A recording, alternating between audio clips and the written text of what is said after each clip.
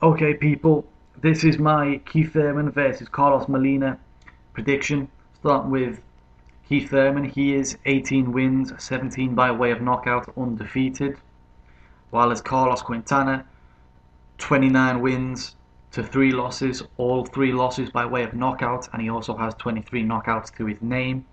I'm going to go straight into the advantages, and this is which fighter brings what to the table. You look at Keith Thurman, who definitely brings the power to the table in this fight. He's a very heavy-handed fighter. You got to watch this kid. You know, he's very good, and at this level, he's just at this level where the politics isn't really killing the sport right now. So he's got to really, you got to watch him now while his performances are just brilliant before he gets put into, cherry picking and other types of dodging and ducking and diving that realistically almost every fighter has to go through at some point in their career. He's a very good ambidextrous fighter, which means he can fight with both hands. He can punch with both. He can land the right hand, and if you're still there, he can clean up with a left hand. He's a very versatile type of guy in terms of styles. You look at Quintana, and you've got to say he's very dangerous early, to his credit. He can work well off the back foot. He gets a lot of knockouts.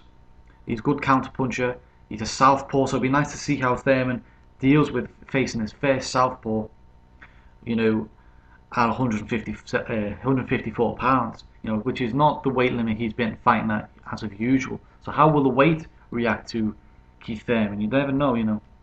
But it's a good thing that this fight's happening. It's a very good test. But maybe at the age of 36, Quintana, is just ready for the taking. Time and it can be everything in boxing. You look at the speed, I give that to Thurman. Very youthful, nice fast hands, which you've got to like. You compare that to Quintana, who is definitely slowing down, especially at the age of 36. You've got to take that into account. He's coming towards the end, but every dangerous tiger is most dangerous when it's at the end of its life. So he could be coming really to knock someone's head off in this fight. He's obviously moved up in weight from 147 pounds, has Quintana to try and keep hold of a speed advantage, but he won't have that advantage over Keith Thurman, who is much faster, in my opinion. Looking at the boxing ability, and I've got to give that to Keith Thurman also. He's a very, very good boxer, very explosive in terms of power in both hands. He's got very good boxing ability as well, like I said. Can use a nice jab, he can work off it. He likes to try his trick shots, like the corkscrew uppercut, which I think he got a knockout with, or at least a knockdown with. Like I said, he's getting results off his good moves. Quintana, when you look at him, very good back foot southpaw counter puncher, hard guy to best, really. But like I said, timing is everything, and at this rate, I think Thurman's just at the right time for Quintana, who is, at the end of his career, realistically.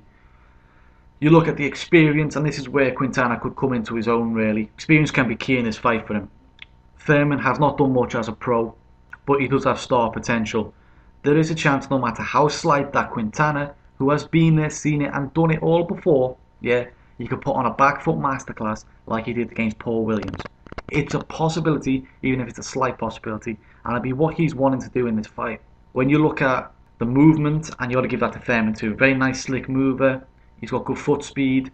He sets up his shots really well. He sets his weight really well, with his feet, which helps him bang even more.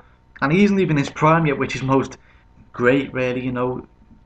We're not even seeing what he's all about yet. He's one of these guys who are really flying under the radar. Let all the hype go to Adrian Broner, because Adrian Broner might end up at 147 pounds and end up meeting Keith Thurman. And then there could be a real upset on the cards, really. You look at Quintana, and he's a very slow mover now. He's slowly moving down. He can become flat-footed. He can become very stationary at times, especially if he's hurt.